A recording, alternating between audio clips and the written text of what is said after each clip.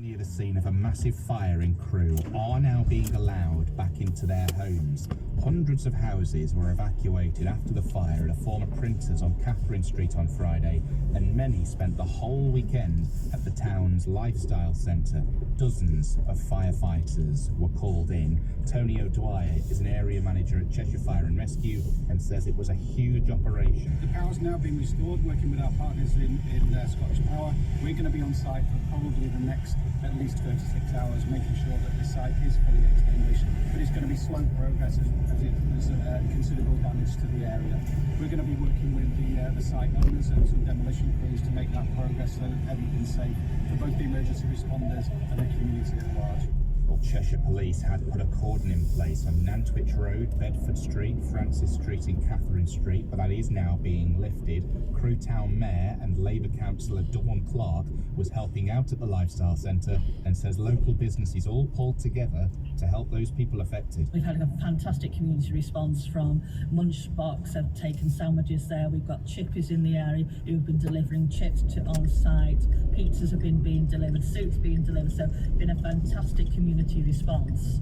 And likewise, the police and the fire service are doing a fab job. And we, here at the Lifestyle Centre, everybody's ready to gear up to look after those people who can't go to family and friends who need to come here. Well, lots of debris fell off the building during the fire, and people are being urged, if they do find any ash or debris, such as corrugated roofing, drain pipes or sheets, not to touch it and to contact Cheshire East Council. Justin Evans was forced to leave his home in Catherine Street and stay at the Lifestyle Centre at the weekend. He told us he was well looked after there. All the local businesses around Crewe, they all stuck together, they all helping out and whatnot. Everyone works together, they're doing this massive crisis and whatnot. What's happened in terms of your house? You say it still smells of smoke. Are you guys get a deep clean, try and get rid of all the smoke particles, clean all the ash up from out the back garden? Not more I can really do, mate. A bit annoyed about it, a bit upset about it, and not what you can do.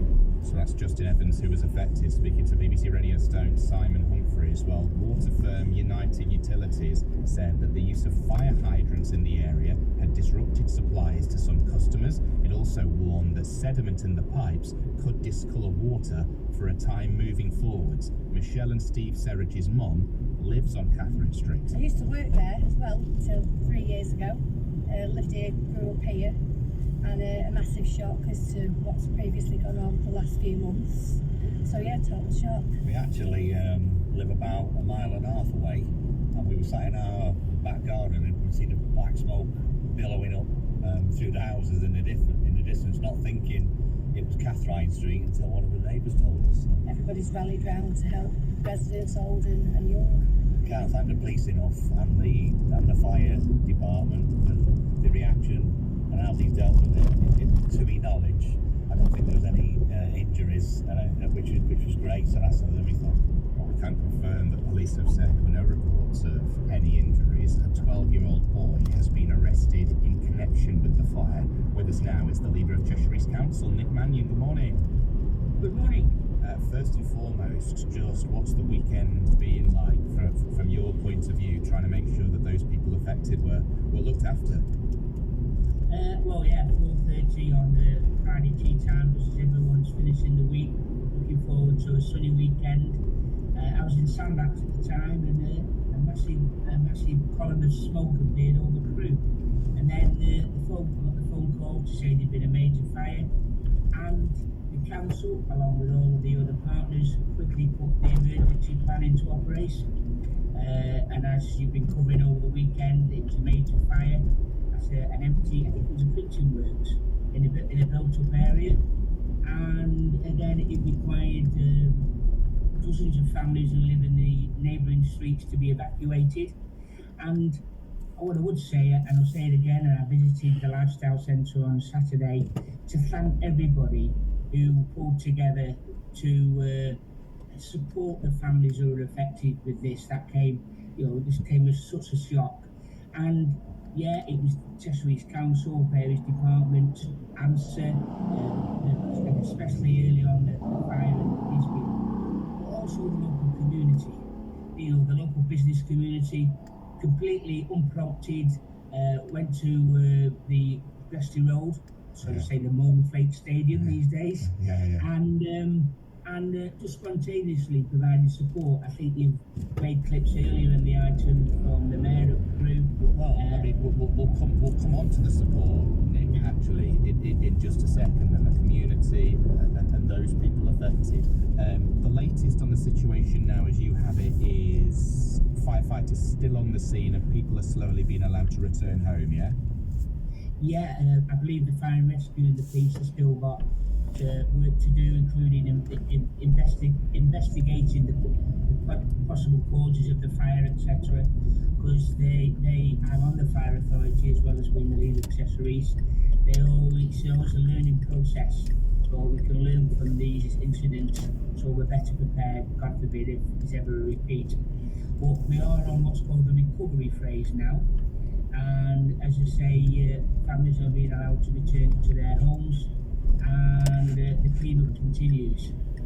It is one of those things that has been horrific for those families involved, having to spend the weekend at a lifestyle centre. Some have been allowed to go back home, as we say. But you touched on it there a few moments ago, that the support for these people has been absolutely staggering. And when you look at the wider community, I don't like using the word proud because I think it can sound a bit cliched at times, but genuinely you must be really proud of the way everyone's come together to help those people.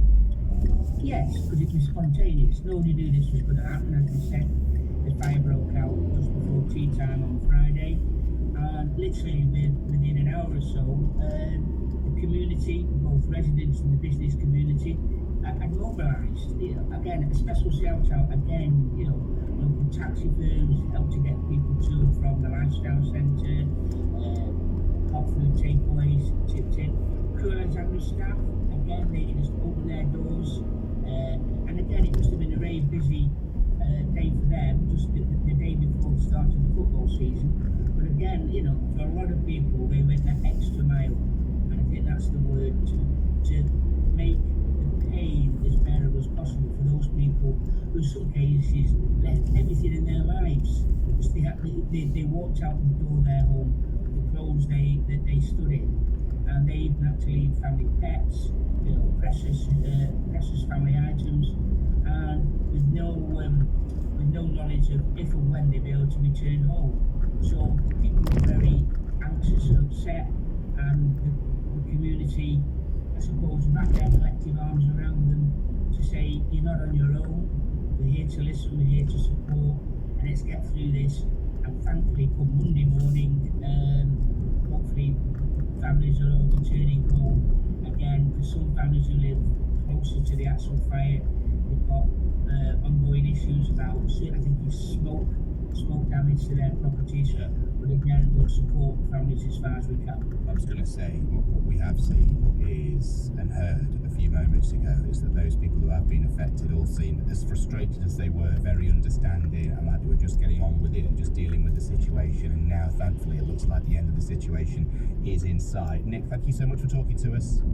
Thank you very much, and all the best for the rest of the week. And you as well. That's Nick Mannion, the leader of Cheshire East Council, that's bringing us up to date with the latest from Catherine Street in Crewe, where many people have been forced out of their homes all weekend to go and stay in the Crewe Lifestyle Centre following a major fire. As we just heard there, thankfully police said there were no reports of any injuries, and a 12-year-old boy has been arrested in connection with the fire. You can get the very latest right now by going to bbc.co.uk/news on your smartphone or tablet. On the roads this morning, let's see how we are looking. Really slow both ways on the A50, especially westbound, long queues, and we've been told by a number of people who've got in touch, including Dave and Steve, that it's because of an accident right by the stadium. So A50 westbound, we're now queuing back to the Mere Tunnel, and we've got slow traffic east where you come off the Sidaway roundabout, people going past the scene of the accident on the opposite side. So long queues both ways on the A50, but especially westbound, which is the side that the accident is on. Some people are avoiding the A50 and deciding to go through Fenton via City Road, and that's chock-a-block as well as a result. And then the A500 all around Stoke, where you come off north and south, is slow too. Slow on all approaches to the Lyme Kiln Light, slow all around the Basford roundabout because of the roadworks and the lane closures, and we're also queuing on the A34 from the FedEx roundabout to the Bradwell lights because of more roadworks. We're down to one lane along that stretch. Anything else you spot, the number is 0800 121 8080.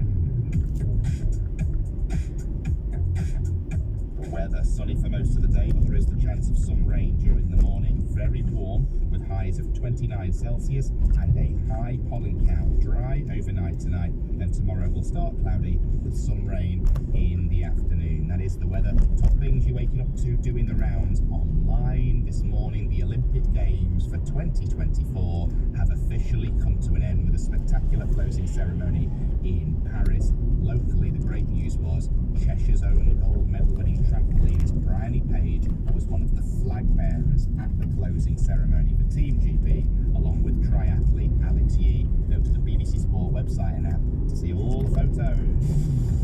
It's back for another season. Right now, the Vales fans have hope. Crew fans to have that little taste of what could have been makes you thirsty for more. See if we're good enough to get into the top half first, and then who knows what after that. Our incomings have been pretty decent. Obviously, we're a lot stronger. It's looking a little bit thin as we stand. So we are here outside Stoke City's brand new fan zone. I just think it's got a lovely energy around here. Welcome to another Stoke City fans forum with a live audience. We're looking to bring some new faces in, but we've got a few weeks left of the window yet, so we're in a good place, I think. Sport at 6 every weeknight. BBC Radio Stoke.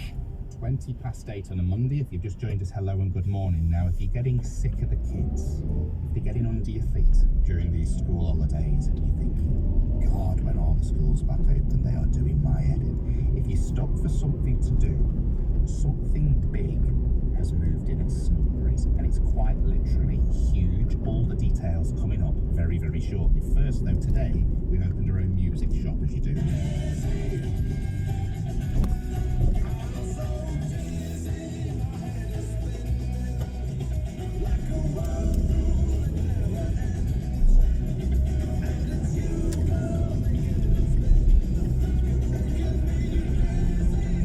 Today, did you know, August the 12th is National Vinyl Day, and we are celebrating that fact this morning on the show by opening the Lee Blakeman at Breakfast music store.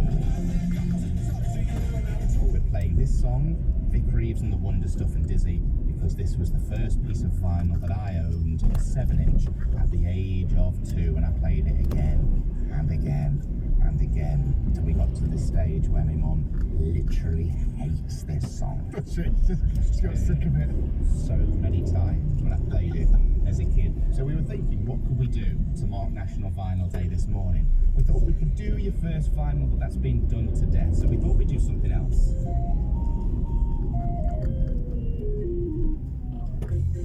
And open the Lee Blakeman at Breakfast music store. Now the way this works is we can take your favourite tune ever and we can give it to you in any form.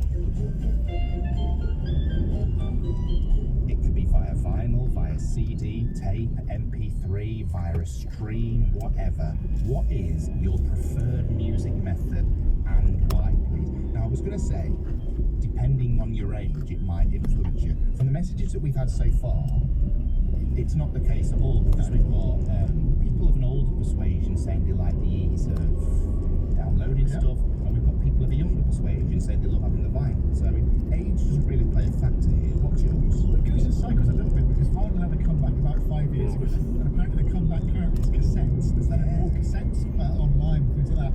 When I love a CD, I mean, I was through the 90s, I bought all my music on CD. I had cassettes during the 80s, but CD is my preferred method because you can jump straight to the track that you want, but it still has a sort of level of quality about it that you don't get with downloading a tune. So yeah, CDs, plus you get the artwork. You get to fold out the CD case and have a look at the artwork and read the lyrics and all that sort of stuff. I love all that stuff to come along with an album. I want an album as a package, not just something I've got on the screen. See, I've always had beef with CDs because when I used to do my paper round, I'd have one of those CD Walkman things. Yes. And the CD's a little bit scratched. You get to like track 2 of a Now CD, which I'd always listen to when I was doing my papers because it was just one song after the other. You get to track 2, and after like 2 weeks, you played it that much, it was scratched, and you just wouldn't play. Well, they weren't the best things to carry around either, were the disc ones, because they basically would bounce on your belt as you're walking along, and then the CD would move up and down in the player, so it wasn't very good. It's a different feature altogether, Well, isn't it is, yeah. Things that have bounced on your belt. Wow. Steady. What's yours, Jode? I've moved with the times, I have. So yeah, downloading for me.